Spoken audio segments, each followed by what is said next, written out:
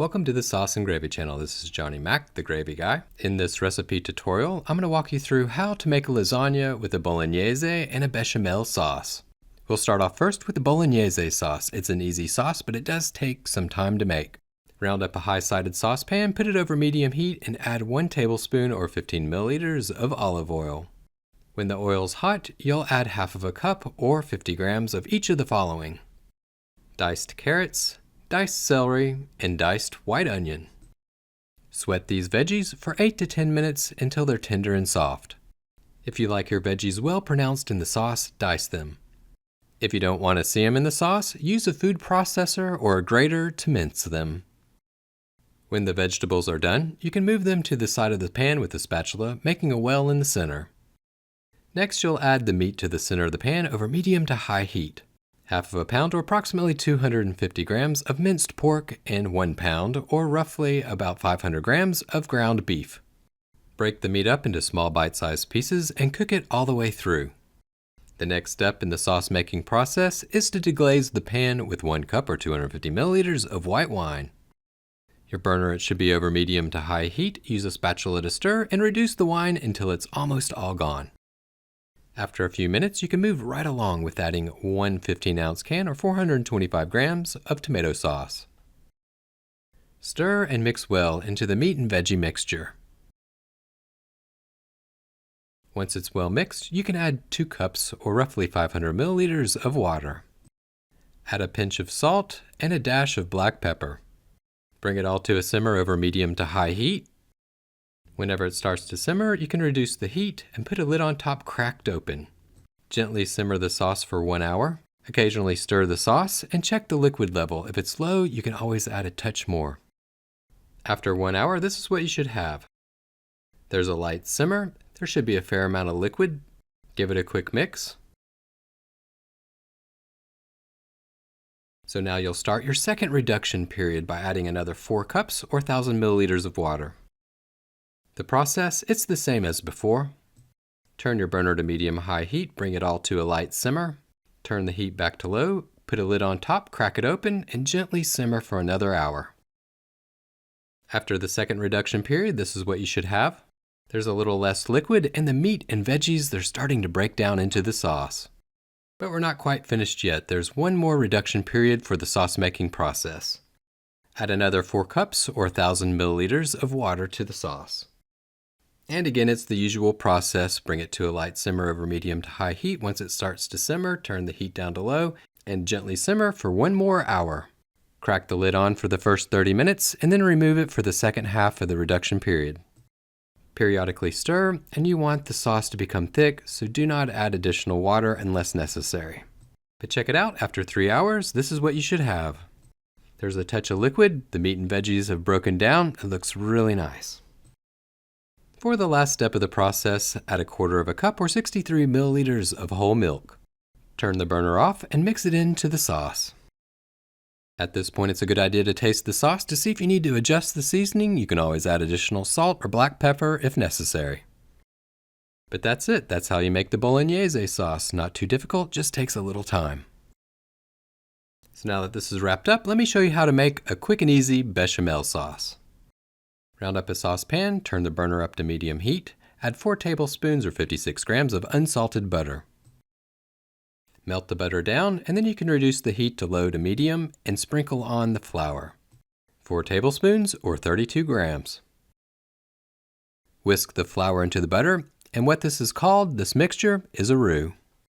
Frequently whisk and watch the temperature of the pan. If it's too hot, turn it down. You definitely don't want to burn the roux. Gently cook the roux for 2 to 3 minutes.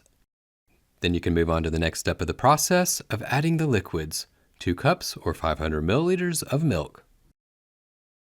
Have you ever struggled to make the perfect sauce? Wait no longer. Sauces made simply by the Sauce and Gravy channel chef, Johnny Mac, is a must for your next holiday feast or weeknight meal. Delve into a selection of savory and sweet sauces as well as rich gravy recipes. With easy-to-follow step-by-step directions and QR codes that will take you straight to the channel's video recipes. You will be able to visualize the sauce-making process and improve your sauce-making skills while delighting your family and friends.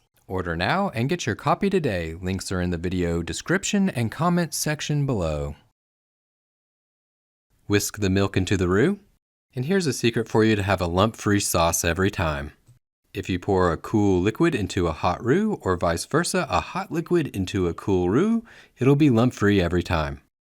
Frequently whisk and try to get all of the roux up off the bottom and the sides of the pan. You might want to round up a spatula just to try to get the roux out of the edges of the pan. Gently bring to a simmer over medium heat. Once it starts to simmer, you can reduce the heat down and cook the sauce until it's thick and can coat the back of the spatula or spoon. Check it out, this is the consistency you should be looking for. Whenever you spoon the sauce over the top, you can see a ribbon on the top of the sauce. Now that you've reached a good consistency, you can remove the heat and add some additional flavor. Sprinkle on a touch of nutmeg, a dash of white pepper, and a touch of salt. Give it all a quick stir, and that's it. That's how you make an easy bechamel. Perfect, so now you have your bolognese and your homemade bechamel. Now it's time to make the lasagna. First off, make sure that you've cooked your lasagna sheets per the manufacturer's instructions and place them into cold water. Grab a 9 by 13 inch or 23 by 33 centimeter baking dish. Lightly grease the dish with olive oil and then add 1 layer of bolognese sauce to the bottom of the dish. Top the sauce with the lasagna sheets. Generally, you'll use 3 sheets. I'm using homemade pasta, but the important thing is to just cover that sauce with a full layer of pasta. Add 2 to 3 ladles full of the bolognese sauce on top of the pasta. Try your best to evenly spread it out over the top.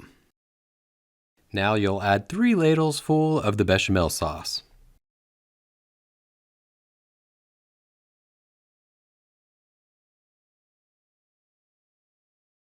Sprinkle on a few handfuls of freshly grated Parmesan.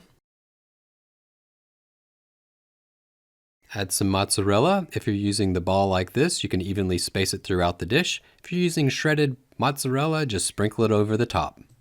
So that's it. Now you'll start over. You'll add another layer of pasta and repeat the full process until you have 4 layers of pasta.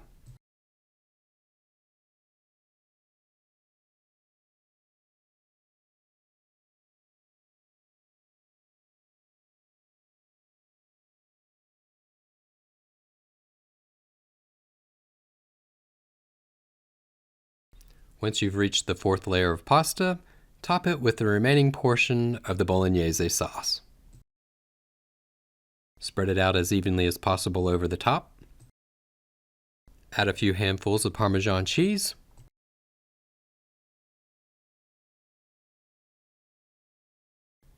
Cover with foil and bake in a preheated oven at 350 degrees Fahrenheit, 176 Celsius for 40 minutes.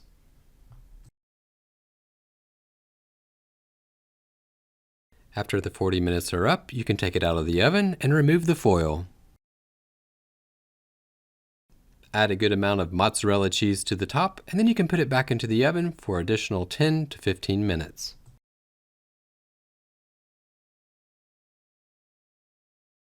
And that's all there is to it. That's how you make a delicious lasagna with a homemade bolognese and bechamel sauce. Let it rest for about 5 minutes, and then you can dive in and enjoy. Thank you so much for watching the Sauce and Gravy channel. Hope that you found this recipe helpful. If you did, hit that like button. And if you like sauces and gravies and you're not a subscriber quite yet, smash that subscribe button and don't forget to hit the all notifications bell to stay tuned to the latest and greatest sauce making tips and techniques.